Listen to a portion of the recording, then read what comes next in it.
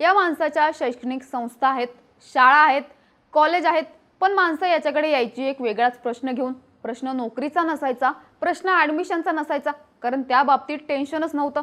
Tension असायचं पाण्याचं, आणि हा माणूस म्हणजे त्या टेन्शनचं उत्तर होता. बोर खोदून पाहिजे, विहीर खोदून पाहिजे, हे प्रश्न सोडवण्यावर या माणसाचा भर.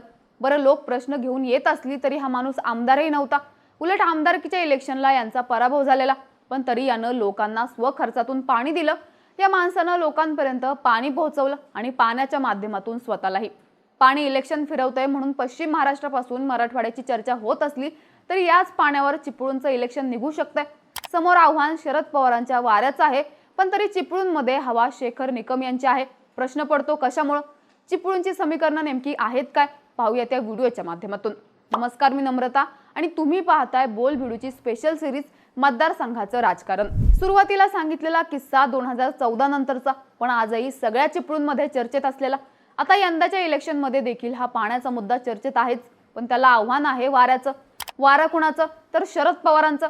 पवारांनी इथं सभा घेतली, नवा उमेदवार हेरला, जुनी माणसं हेरली, सहानुभूतीचं वारं तयार केल्याच्या बातम्या आल्या. फाईट होणार अशी देखील चर्चा झाली, पण ग्राउंडवरचं वातावरण काय म्हणतंय? समीकरणं कुठली बसली, कुठली निसटली, यावर शेखर निकम विरुद्ध प्रशांत यादव या सामन्याचं चित्र स्पष्ट होतंय. सामन्यात पहिले गडी विद्यमान आमदार शेखर निकम. 2014ला शेखर निकम विधानसभेच्या रिंगणात उतरले. सेनेच्या सदानंद चव्हाण तेव्हा इथले विद्यमान आमदार होते.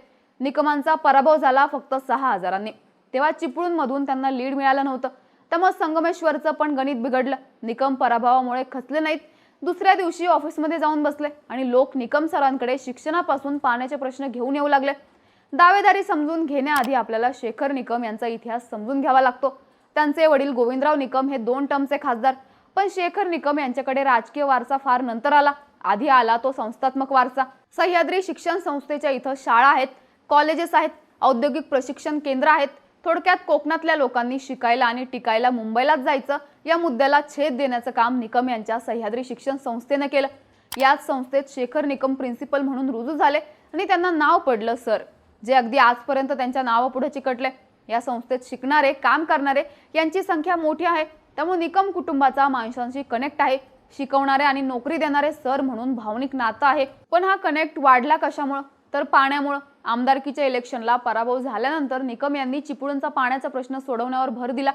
अगदी स्वखर्चातून बोरवेल दिल्या, पाझर तलावाचं काम केलं, आणि सदानंद चव्हाण यांचं आव्हान समोर असताना 2019ला पाण्यावर चिपळूणचं इलेक्शन फिरलं. आमदार झाल्यावर देखील त्यांनी पाण्याचा मुद्दा टप्प्यात ठेवला.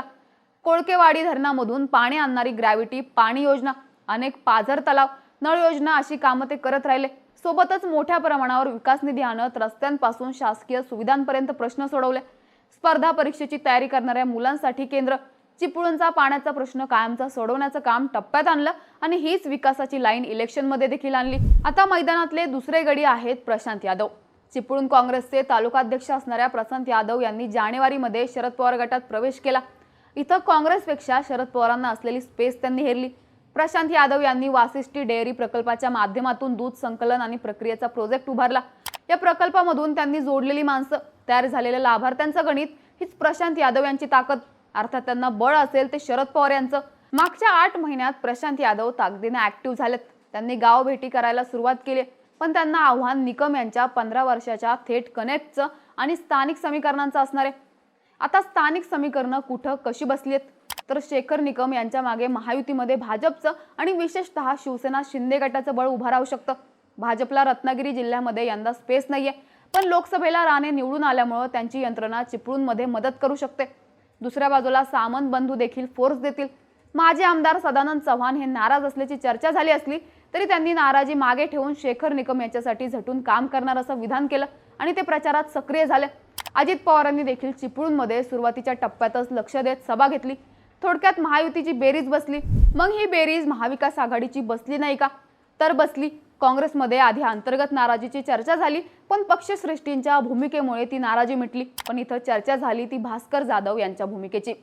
चिपळूणची जागा लढवण्यासाठी सगळ्यात जास्त आग्रही होते ते भास्कर जाधव. गुहागरमध्ये ओके असलो तरी आपण चिपळूणमधून लढणार असल्याचं भास्कर जाधवांनी घोषित केलं होतं. ते आपल्या मुलाला गुहागरमधून उतरवतील अशी देखील चर्चा झाली, पण पवारांनी फिल्डिंग लावली आणि जाधव यांचा चान्स मिस झाला. त्यात महायुतीच्या फिल्डिंगमुळे ते गुहागरमध्ये अडकले. त्यामुळे त्यांची यादव यांना किती मदत होणार हे महत्त्वाचं आहे. सेनेचे माजी आमदार सुभाष बने इथून आपल्या मुलाच्या उमेदवारीसाठी आग्रही होते, मात्र ते समीकरण लागलं नाही. त्यामुळे ते सुद्धा नाराज असल्याची चर्चा झाली.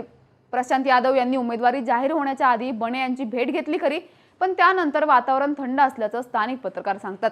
त्यामुळे प्रशांत यादव यांची सगळी भिस्त ही शरद पवारांनी सभेमधून तयार केलेलं वातावरण आणि स्वतः जोडलेली माणसं यावरच असणार आहे. कारण विकासाच्या मुद्द्यावर निकम यांना टॅकल करणं अवघड जात असल्याचं स्थानिक पत्रकार सांगतात. आणि निष्ठेचा मुद्दा पुढे आणला तरी यादव यांचं काँग्रेस ते शरद पवार हे पक्षांतर डॅमेज करणारं ठरतं. राहिला मुद्दा वाऱ्याचा आणि सभांचा. आता सभांचं गणित होतंय कसं, तर माणसं पवारांच्या सभेला आली, जुन्या माणसांच्या आठवणीत रमली, कौतुक केलं, वारा असल्याची चर्चा झाली. पण घरी पोहोचल्यावर वाऱ्याचा मुद्दा पाण्यावर शिफ्ट होतो, शिक्षणावर शिफ्ट होतो, कामावर शिफ्ट होतो आणि दादा, भाऊ, शेठ, साहेब या चर्चेत सर स्पेस घेतात. हीच स्पेस निकमांसाठी महत्त्वाची आहे आणि चिपळूणची समीकरणं आहे तीच ठेवणारी देखील. तुम्हाला काय वाटतं? चिपळूणमध्ये नेमकी गणितं काय असतील? तुमची मतं आणि प्रतिक्रिया कमेंट करून नक्की सांगा आणि बोल भिडूच्या यूट्यूब चॅनलला सबस्क्राईब करायला विसरू नका.